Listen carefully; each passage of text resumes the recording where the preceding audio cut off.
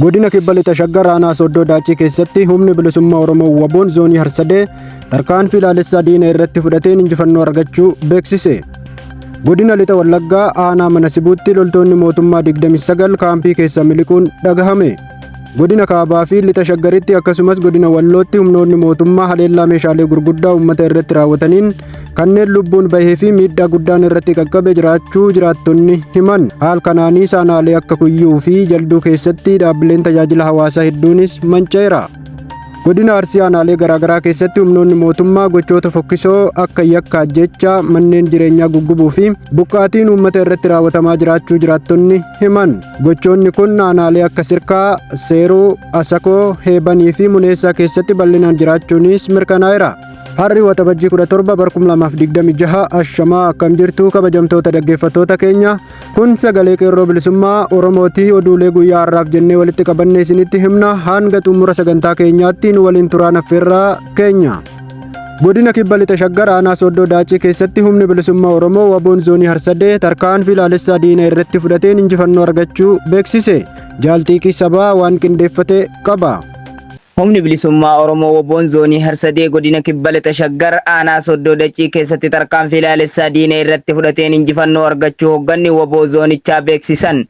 Humni bilisummaa Oromoo WBO'n zoonii Harsadee godina Kibba Lixa Shaggar Aanaa Soddoo Daachii magaalaa Tarree keessatti waxabajjii 16 bara 2026 tarkaanfii ilaalessaa loltoota PP irratti fudhateen du'aa fi madoon adabeera. Akka odeeffannoon maddeen irraa argaman addeessanitti irree fi gaachanni uummata Oromoo WBO'n tarkaanfii fudhate kana loltoota mootummaa 3 fayyaa isaanitti harkaan qabuun garii immoo du'aa fi madoo ciccimaan rukutuu hoogganni WBO zoonii Harsadee beeksisaniiru. Akka hoogganni kun jedhetti booji'amtoonni loltoota mootummaa kunneen mirgi booji'amaa eegamee fi harka WBO jiraachuun isaanii himan. Tarkaanfii kanaan gama meeshaalee waraanaan qawwee akaamaan hidhannoo guutuu waliin akkasumas ragaawwan icitii keessoo waraana mootummaa saaxilan hedduun dugda loltoota mootummaa irraa booji'amuun moonaa qabsoo bilisummaa Oromoof galii taasifameera. Waraanni bilisummaa Oromoo injifannoo kana argamsiisan akka jedhanitti hanga bilisummaan Oromoo fi walabummaan Oromiyaa dhugoomutti tarkaanfiin loltoota mootummaa irratti fudhatamu jabaatee itti fufa jechuu ibsan. Uummanni Oromoo Aanaa Soddoo Daachii keessatti humnoota mootummaan hiraarfamaa jiran injifannoo argametti gammaduu ibsanii hanga qabsoon bilisummaa Oromoo galma gahutti waan danda'aniin WBO cinaa dhaabbachuus dubbatan. Injifannoon kan uummata Oromooti. Godina Lixa Wallaggaa Aanaa Manasibuutti loltoonni mootummaa 29 kaampii keessa miliquun dhagahame. Godina Lixa Wallaggaa Aanaa Manasibuu keessatti haala nageenyaa fi sochii waraanaa waliin wal qabatee loltoonni mootummaa 29 ol ta'an waxabajjii 16 bara 2026 tajaajila kennaa turan irraa miliquu isaanii maddeen naannoo irraa argaman ibsaniiru.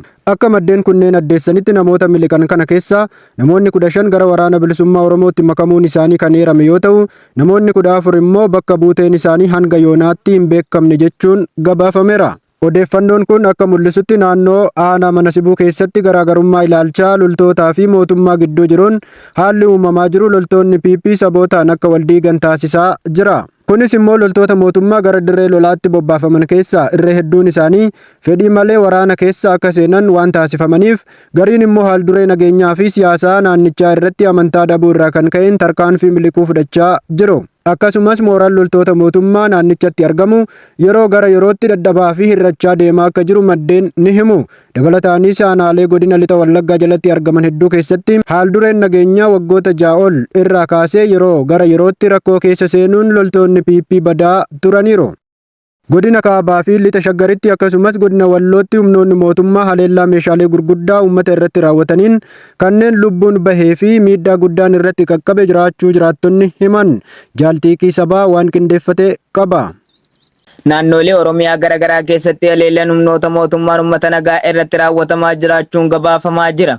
Haala kanaan godina Walloo keessatti namni tokko ajjeefamuu fi hedduun immoo kan madaa'an yommuu ta'u, gama biraatiin godina Lixa Shaggar keessatti dubartiin tokko haleellaa meeshaa guddaan miidhamuun ishee odeeffannoon qeerroo bilisummaa Oromoo irraa argame ni addeessa.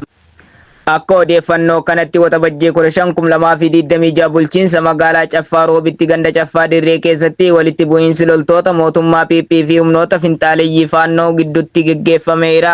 Haleellaa kanaan namoonni siiviilii jiraattota dalgoo ta'an hedduun kan miidhaman yoo ta'u, namni maqaan isaa Hasan Yuusuf jedhamu jiraataa Diidoo kan ta'e lubbuun isaa darbuun danda'eera. Akkasumas aanaa Kuyyuu ganda Dubbannaa Agalotti waxabajjii 16/2026 meeshaalee gurguddaa magaalaa Garba Gurraachaa keessa dhaabuun ajajaa kaadiroota PP namoonni siiviilii 3 haala ulfaataan madaaniiru.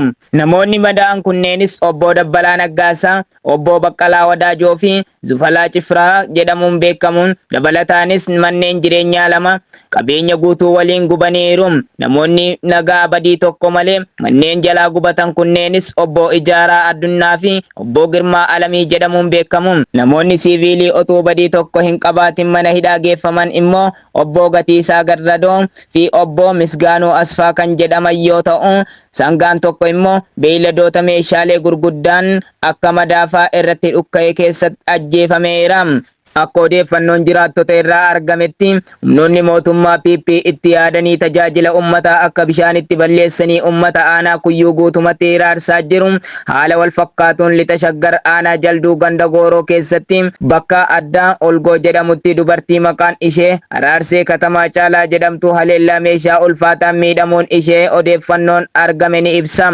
Dabalataanis sababa kanaan tajaajiloonni hawaasaa addaan cituu fi qonnaan bultoonni hojii oomishaa adda kutanii jiraachuun haala ulfaataa keessa galanii jiru. Haalli nageenyaa naannolee Oromiyaa hedduu keessatti yeroo gara yerootti yaaddessaa ta'aa jiraachuun gabaafamaa jira. Jiraattonni miidhaan irratti qaqqabsiifamee jiru qaamolee mootummaa balaaleffachuun dhimma kana irratti qorannoo walaba ta'e akka gaggeeffamu gaafatanii jiru.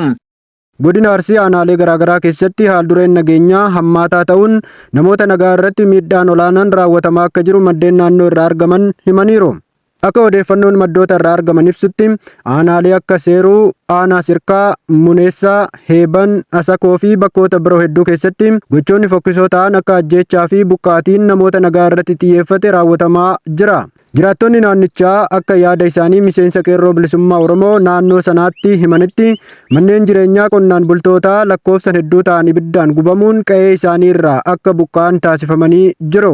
Manneen qonnaan bultootaa ibiddaan gubaman kana keessa qabeenyi qonnaan bultootaa guddaan saamamuu isaa himameera. Maddoonni kunneen akka jedhanitti rakkoon kun yeroo ammaa keessatti hammaachuun qonnaan bultoonni maatii isaanii waliin lakkoofsaan 17,000 ol ta'an oomisha isaanii dhiisanii qe'ee irraa buqqa'uun eeggattummaaf saaxilamaa jiru. Akkasumas aanaa Seeruu keessatti namoonni 10,000 ol ta'an qe'ee isaanii irraa buqqa'uu isaanii maddeen eeraniiru. Akka hoogganni Waboo zoonii kibba baha Oromiyaa ibsanitti gochoonni fokkisoo ta'an kanneen akka yakka ajjeechaan wal qabatan hundi humnoota mootummaan uummata nagaa irratti raawwatamuu danda'eera.